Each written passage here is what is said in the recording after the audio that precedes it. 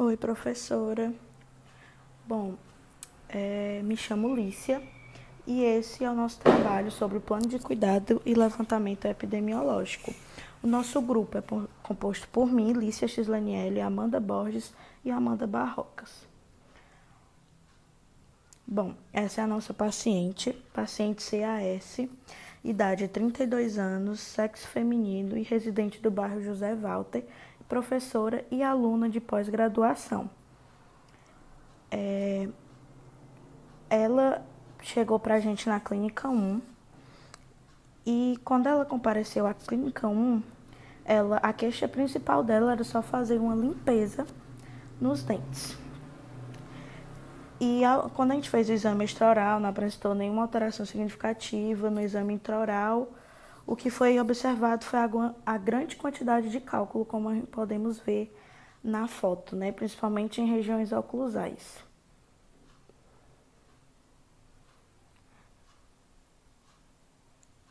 E como ela é professora e estudante de pós-graduação, né?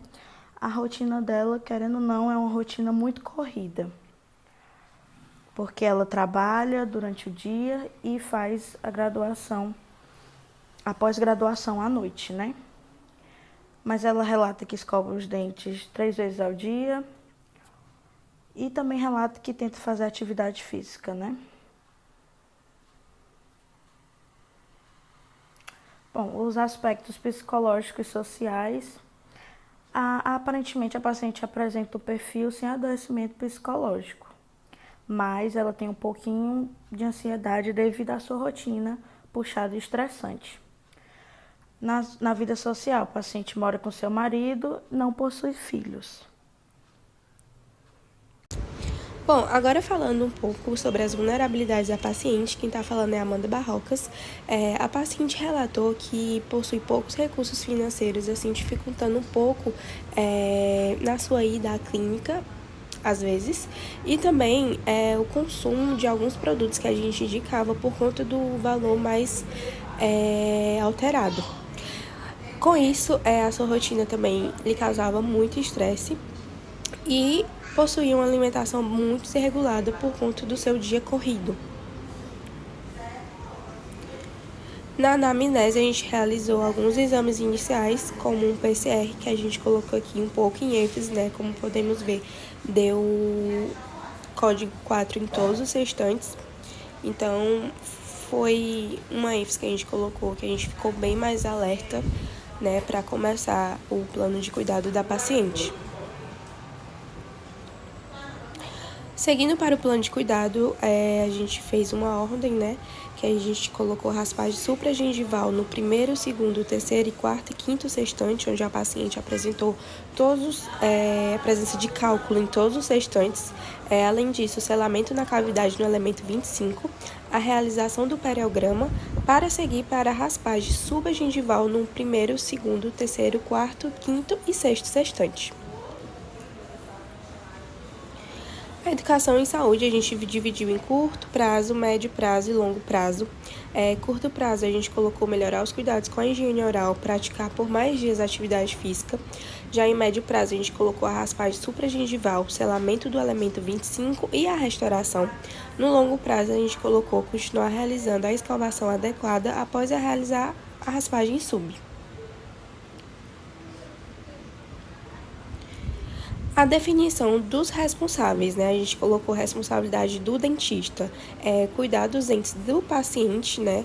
No caso da paciente, seguindo para profilaxia e procedimentos restauradores, educar o paciente, ensinar como higienizar corretamente, né? Os dentes da paciente. Além disso, a responsabilidade do paciente, né? Que é o comprometimento da clínica escola, e sua responsabilidade com o tratamento. Boa noite, professora. Aqui é a Amanda Borges. E em relação aos suportes e os recursos necessários para alcançar as metas, nós traçamos que é necessário que exista uma adaptação da rotina de cuidados do cotidiano da paciente, né? E nós estabelecemos uma conversa com a paciente sobre os hábitos dela de cuidar da sua higiene oral em pelo menos um momento do dia. Então, nós tivemos um momento de instrução de higiene oral, e, mostrando para ela como ela deveria, explicando como era importante que ela tivesse esse momento reservado para ela mesma e como a sua saúde melhoraria depois disso. Em relação ao seu nível de confiança, nós temos que o nível de confiança dela é basicamente 8, eu acredito que seja o mesmo pensamento da paciente, porque por mais confiante que nós estejamos em alcançar as metas, ainda existem muitas dificuldades para alcançar os resultados. Porque nós tivemos algumas dificuldades com a paciente, em que ela faltou sem justificativa, então ela já teve 2 faltas, a gente está naquele processo de convencer a paciente, de mostrar para ela que é importante sim que ela vá. E então a gente tem confiança de que vai dar certo, que a gente vai conseguir, mas a gente acredita que também tem dificuldade nesse ponto. Já em relação ao seu monitoramento, a gente faz através do WhatsApp e ligações, ou seja, a paciente ela consegue ter acesso a gente o tempo inteiro. Por exemplo, nos seus últimos 2 atendimentos, ela disse que estava sentindo mobilidade nos seus dentes, tinha uma região que estava com muito inchaço, muito avermelhada, sangrando. Então, ela conseguiu enviar fotos pra gente, a gente conseguiu orientar ela. Tudo isso através do WhatsApp, e a gente também entra em ligação com ela quando a gente não consegue contato pelo WhatsApp.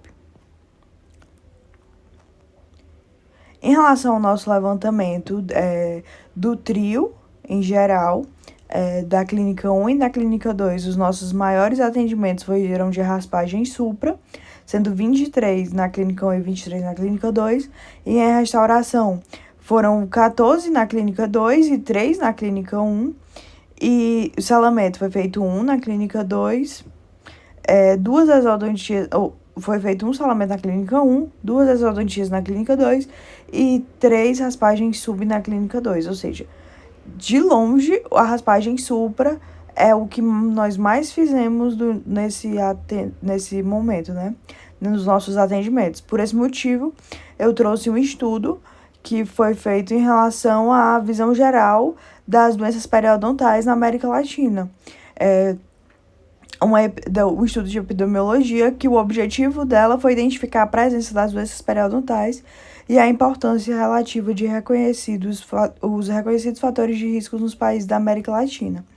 Como resultado, mostrou que as periodontias, as doenças periodontais têm alto nível de prevalência na América Latina, como a gengividite senal universal e atingindo todas as idades, independente do seu nível socioeconômico. Em relação à periodontite, apresentou que a periodontite agressiva é a mais comum na região dos países industrializados, com prevalência variando entre 0,3% e 4,5%, sendo a forma localizada menos frequente. Já a periodontite crônica, ela apresentou uma prevalência de 40% a 80%, com variações atribuídas a diferentes metodologias e critérios diagnósticos.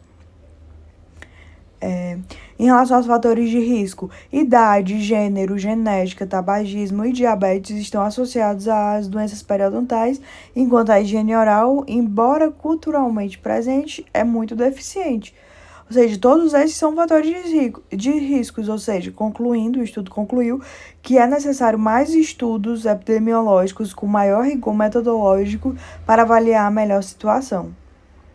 Em relação às vulnerabilidades da paciente, nós identificamos que a vulnerabilidade da saúde bucal é a doença periodontal em si, por conta de por conta dos resultados dos seus exames periodontais, por conta da sua saúde gengival, por todos esses motivos. E o problema da saúde geral da paciente seria a ansiedade e o nervosismo. A gente percebe que a paciente fica muito ansiosa na cadeira, em relação à sua rotina agitada, em todas essas questões.